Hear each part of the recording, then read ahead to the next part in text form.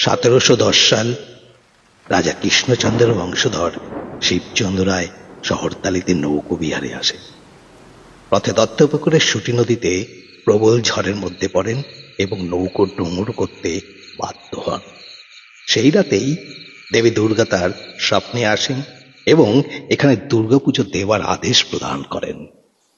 তখন শিবচন্দ্র রায় একটি তাল পাতা দিয়ে এই এলাকাতে একটি মন্দির স্থাপন করেন এবং প্রথম পুজো যখন অনুষ্ঠান হয়, রীতিনীতি মেনে দুর্গা উৎসব পালন হয় এবং এই প্রথম দুর্গাপূজার সময় এক বুড়িমার দ্বারা পূজা পার্বণ অর্চনা পালিত হয় বলে আমরা আজকে সেই সময় থেকে বুড়িমার দালান হিসাবে পরিচিত।